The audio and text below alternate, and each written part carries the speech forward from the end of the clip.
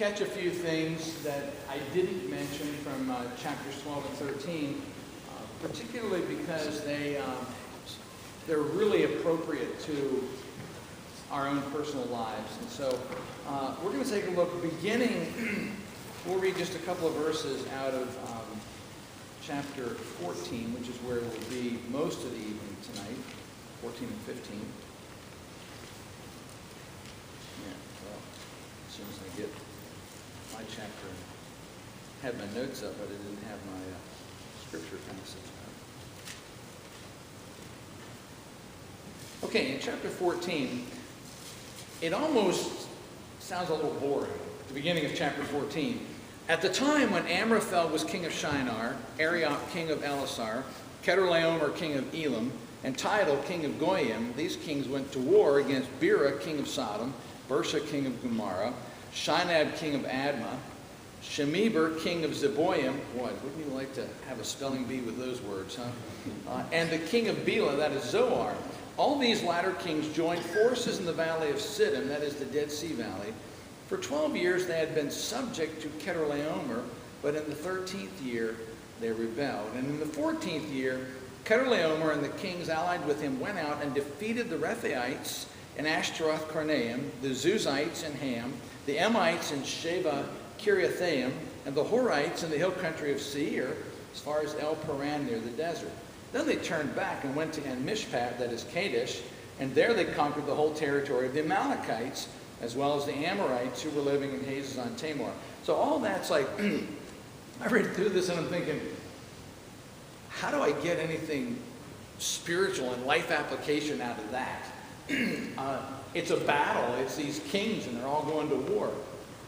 But then, as I looked on, I see that the kings that were in the area of Sodom, which, by the way, is where somebody that we are aware of lives. His name is Lot. Lot is ending up, and he's getting taken captive here. And so as I was looking at this, I began doing some reflection, and I got to thinking about a number of different things. And I looked back on some notes that I had from previous times when I taught this, and found out there was a bunch of stuff that I left out that was really, really important. So hold on to Lot being captive for just a moment. And we're going to back up and think about this guy, Abram, who has come into the promised land. He's come into Canaan, and he came because God called him. God said, I want you to come. Or rather, I want you to go. And many times we've been taught that Abram was told to leave Ur of the Chaldees and go, and that he didn't have any idea where he was going. I'm not so sure that that's biblical. Because as I looked into chapter 11, in the end of the chapter, it says that when they left with his father Terah, and I don't know at what age he left, but it says that he left, and it says, where'd it go to? In verse 31 of chapter 11, it says, Terah took his son Abram, his grandson Lot, son of Haran, and his daughter-in-law Sarai, the wife of his son Abram, and together they set out from Ur of the Chaldeans to go to Canaan. And so, even though I heard so many messages about Abram being told that he had to leave his home country and his father's house and go, and he didn't have any idea where he was going, it looks like he did know where he was going. God had told him that that was the place he wanted him to go. But as I looked at this a little bit more, then I looked at chapter 12, verse 1, and it said this, the Lord had said to Abram, go from your country. And then I thought, you know what, there's a passage in Acts that talks about this. And so I went over to Acts chapter 7. Let's see if I can find it here. In Acts chapter 7, it talks about how, and it says in verses 2 through 4, so he left to the land of the Chaldeans, and he settled in Haran. But before that, verse 2 actually says, to this he replied, brothers and fathers, listen to me. The God of glory appeared to our father Abraham while he was still in Mesopotamia, before he lived in Haran. So that's Ur of the Chaldees. And God said, when he was in Ur, God said to Abram, leave your country and your people and go to the land I will show you. So he left the land of the Chaldeans and he settled in Haran. Now hold on. The Bible's not going to come right out and smack you in the face with some things. You've got to figure out, what did God tell him to do? He said, when he was in Ur, he said, leave your country, leave your people, and leave your father's household, and go to the land that I will show you. What did he do? He took his father's household and his brother's son Lot, and they went on the way, and then they stopped in Haran. And Scripture tells us that they settled there. And when I looked at that, I thought, whoa, wait a minute. That deserves some thought. And I began to think about what God had said to him, and he said very clearly to leave your father's household.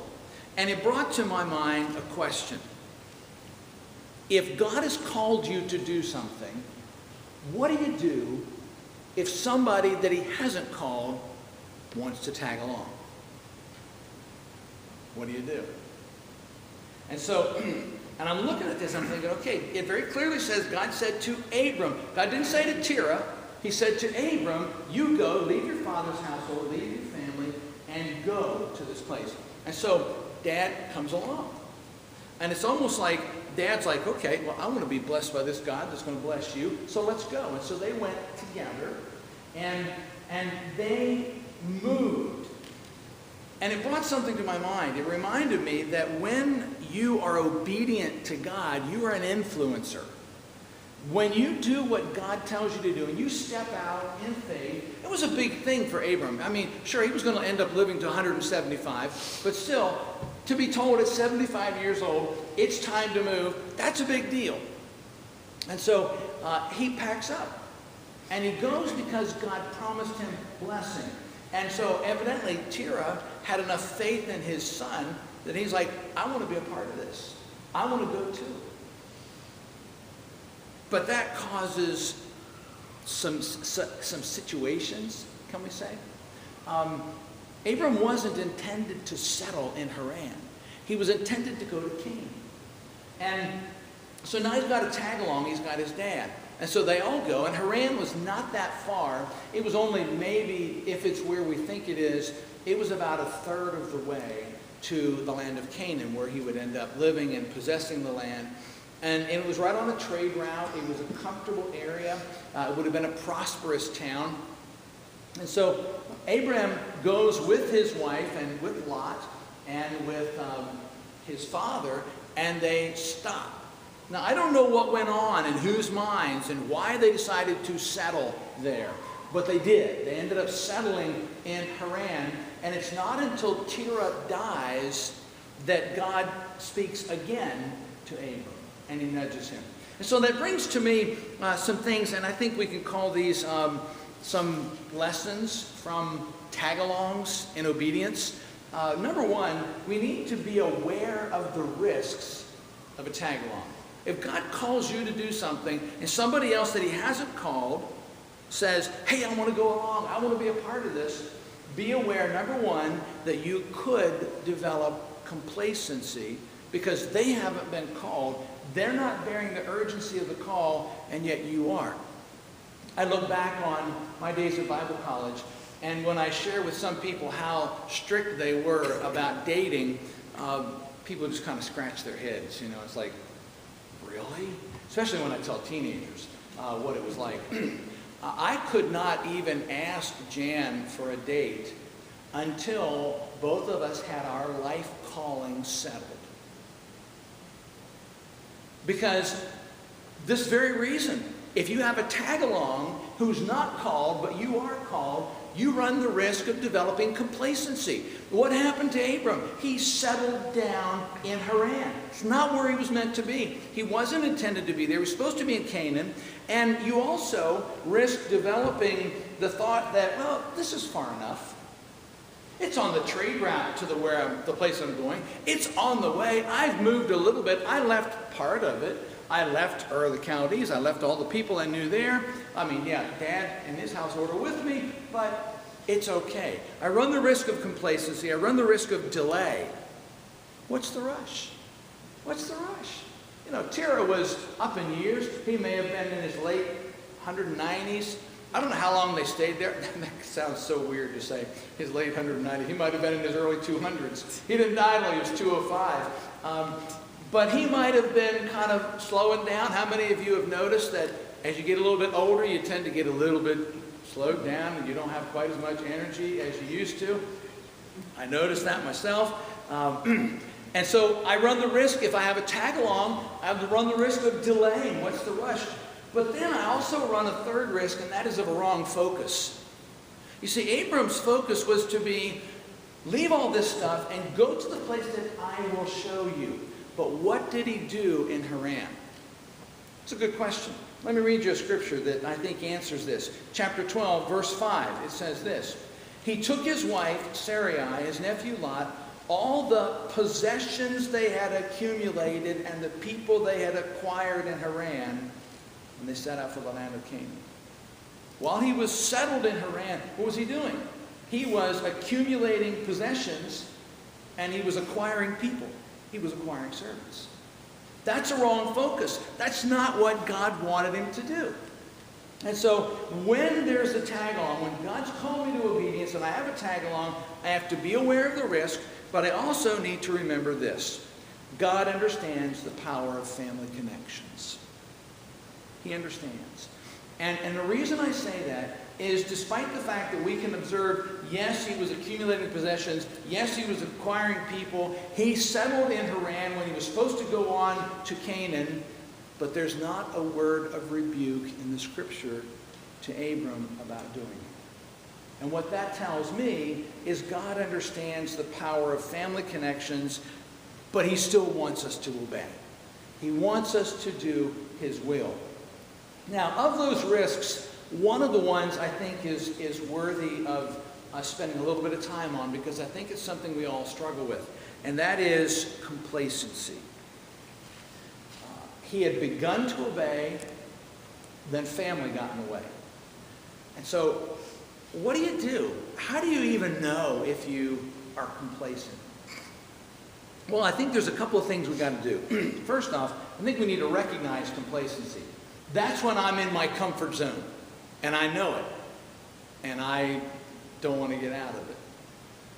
And as I was studying this and going over these things, I thought to myself, boy, this is just, any of you that were here Wednesday night when Dominic got all covered with chocolate, and it was in his face, and there were, marshmallows in his face, and this was kind of in my face because I had to almost say, okay, yeah, that's me, yep, that's me, yep, that's me. Maybe you'll find yourself too. How do I know? One of the guys that I read an article about complacency and how do you deal with it.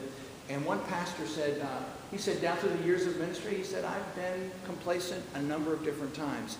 But he said, every time that I found myself complacent, the number one thing that turned me around was recognizing that I was complacent. Because then you take steps to do something about it. So how do you recognize it? First, you've got to ask yourself a question. Am I easily satisfied spiritually? Am I easily satisfied? Or am I stretching, reaching, trying to grow, trying to get more, trying to learn more? Secondly, and I think Abram could have been there. He was acquiring possessions. He was acquiring people. And I think he was kind of content. He had his wife, he had his nephew, he had Dad there. I mean, it was comfortable.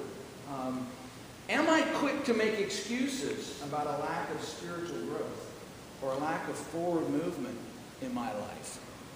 Do I make excuses about sin in my life? If I do, I may have some complacency to deal with. Third question I need to ask myself is, am I still teachable? Am I learning anything new? You've all heard the saying, can't teach an old dog new tricks. Yes, you can. I learn new things all the time. Working in the public school, I'm learning something constantly. different ways to do things, different ways to approach things. But am I teachable, or am I saying those words, we've never done it that way before? Am I willing to stretch a little bit? Am I willing, when I was working at LCA, it seemed like every year they'd come up with something new that we had to do. Something, and and my initial reaction was like, "Argh." But then it's like, okay, gotta be sweet, gotta be nice, let's do this. And I would grow as a result of it. I didn't like it, and I began to realize I wasn't a champion for change unless I proposed the change. I didn't like change any more than anybody else did. I wasn't being teachable, but I made myself. Am I content, fourth question, with partial success? Has God called me to something, and yet I'm not there, but I'm content, I'm okay. I'm okay that I'm not there. Am I comfortable where I am doing what I'm doing? Okay, so those are questions that help us recognize, am I complacent? Am I kind of stuck in Haran? What do I do? Well, secondly, I got to structure time to listen to God. You do know, don't you, that God is speaking to you all the time? All the time. Right now, and you say, well, I don't feel it, I don't hear it. There's radio waves, there's TV waves going through this room right now. Right now, they're here. But we're not receiving them because we don't have a receiver turned on. We've got to take time. And for us, in our world, unfortunately, we are so rushed and so boom, boom, boom, boom, boom. Our whole life is just, it's filled. And when you get one thing out of your life and you think, okay, now I'm going to have time for this, and then what happens? All of a sudden, all this stuff fills up your schedule. And we're just running to and fro. We're always doing something. Any of you men that have retired know exactly what I'm talking about. You think you're going to have a lot of time. And you don't, because all these things come into your life. I've got to structure time to hear God. And that doesn't happen usually when I'm racing through all these things that I got to do. I need to be quiet and I need to be still. Now, if you're like me, I have to be really careful because if I get too still at the wrong time, I go right to sleep. So you have to be careful. But you got to have time to listen to God. And the rush and the news and the music and everything that's going on keeps us from hearing that still, small voice. I love the story of Elijah, who after he's had this great victory on Mount Carmel, he gets a threat from one woman, Jezebel. She says, I'm going to kill you. And so he takes off running for his life. And he runs miles and miles, and he's miles and miles away from home. And he's in this cave, and there's this thunder, and there's this lightning, and there's all kinds of loud stuff, but it says God wasn't in that. But it said, after all this, there came a still, small voice. That was God. Psalm 46:10 says, be still and know that I'm God. So I've got to take time. If I find that I'm complacent, I need to take time, make time to listen to God. Now, God will speak to us not just in quiet time, but he speaks to us through worship music. He speaks to us through conversations with believers, other believers. He can speak to you through nature, through a walk in the woods. He can speak to you through a flower garden. God has a lot of different ways, but listen. Abram heard his voice again when he was in Haran. It says, for the Lord had said, do this.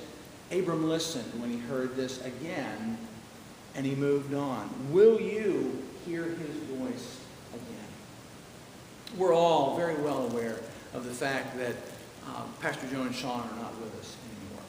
And most of you, all of you, remember that 40 days of prayer that they talked about. You need to ask something bold, they said. Ask bold prayers of God. And they did, and they had to move on it. But my fear is this. My fear is that us, having watched them pray a bold prayer and act on it, we might think, that's all that was meant to happen. It wasn't meant for me, it was meant for them. It was meant for all of us. All of us need to be praying those bold prayers. All of us need to be listening for the call of God. And so he left this land and he went into the land of Canaan. And I think the third thing in reference to complacency is we need to prepare ourselves mentally to move forward and receive the blessing. God promised Abram, if you go, I will make you into a great nation. Even though he didn't have any kids, I'm going to make you into a great nation.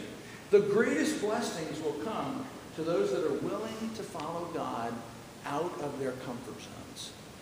Out of where they're really, I just feel so good right here. I'm so happy to be where I am. I'm relaxed. I'm contented here. That's not where the blessing of God is. It's when we move out of those comfort zones like Abram did that we are able to see God's blessing. And so in chapter 12, he realized this. He went into this great land, this land of Canaan. But then, you'll remember, we talked about the fact that they ended up fearing because of the famine. And so what did they do? They left the land of Canaan that God had sent them to, and they went into Egypt. And I think there's a caution there. When you have begun to experience God's blessing, don't remove yourself from God's protection by a lack of faith. Now, God went with them.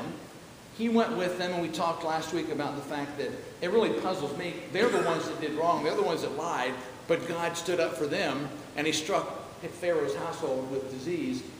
Didn't quite make sense, except that God is a loving God, and he stands with those that are his. And if you're his, he's going to stand with you. Another thing I think that we've got to be cautious about is that fear will destroy our spiritual progress. He had made it into the land of Canaan where God wanted him to be, but then he was afraid that they weren't going to be able to survive. And what did he do? He went to Egypt. No altar in Egypt, no time of worship for him. He and his wife are in Egypt. His wife's taken away from him, and he's having to live a lie, and he's not communicating with God. Chosenness has responsibilities and privileges. You all are chosen. You and I, we need to remember, yeah, it's a wonderful privilege to be chosen, but there's also responsibilities there. And we have to remember to act like we are chosen. Remember the words that Pharaoh said? He said, "What have you done to us?" I can't help but wonder, in the end of all things, if we would have neighbors or people that we know that would look at us if they were able and say, "What have you done to me? Why did you not tell me the truth?" No witness is better than a bad witness. And here, those guys were actually, they were not a good witness. So, all right, now let's jump into chapter 14, because we've got Lot beginning to reap some results from choices he made. Do you remember when there was a conflict? We talked last week about how do we deal with conflict? And when we deal with conflict, we have to redesign the relationship to avoid those areas where we have conflict. And we have to remain in contact with the person. A couple of points I didn't add last week, though. We need to also release them to the consequences of their choices. And that happened here. So we see Lot in this story that we laid out at the very beginning of chapter 14, where these kings are going to war. There were 5 kings in the area, and they had been under the control of this guy named Chedorlaomer, who was a king over in the Babylon kind of area. And in fact, when he marched down the first time to subject Sodom and the other places, it was probably when Abram was living in Haran when he went by. And so he may well have seen this guy go by, may have known something about the army passing him up. But I wanted to think for just a couple of minutes about Lot. Because Lot made some bad choices there. When that disagreement came up, the situation was there was conflict, there was argument between the sheep herders of Lot and the sheep herders of Abram. And Abram was the big man. He said, "Hey, let's do something about this." He said, "Let's resolve this. You take whatever you want to go. You go wherever you want to, and I'll take what's left." Now, that's not the way it was supposed to happen. But what did Lot do? Lot cast his eyes toward the area of Sodom. And it says that it was very rich, and it was like the garden of the Lord. That's a very, very plush, a lot of vegetation. It would have been really rich, and he would be thinking, okay, wow, my flocks could do really well over there. And so without any deference at all to his elder, he turns and says, "I'm going that way." And so he moves toward Sodom. So I want to think, why was it a bad choice? Well, number one, it was a bad choice because he was motivated by self-first thinking. Do you know anybody like that? Motivated by me-first thinking? All he was thinking about was himself. And I think you'll find that situations that begin with selfishness often end in destruction. And he began with the selfish, wow, that's beautiful. I want that. And he went for it. And he took his family, his flocks, and he moved toward Sodom. It was a self-first thinking. We need to make a conscious choice that when we make decisions, we don't just make them for what's good for us. If there are other people that are going to be affected, how's it going to affect them? How will it cause them to deal with situations? How will it cause them what will it make happen to them? Now I realize that sometimes, if you're trying to find a house, you don't really need to stop and think about, what's Mike going to do if I move into that house? There are some situations where it's the family, and you've got to be concerned about the family. But let's say that Jan and I are looking for a house. We're not. We like the one we're in. But let's say we were. I can't look at a place and say, you know what, we're going to do that because that's what I want. And she's like, not going to happen.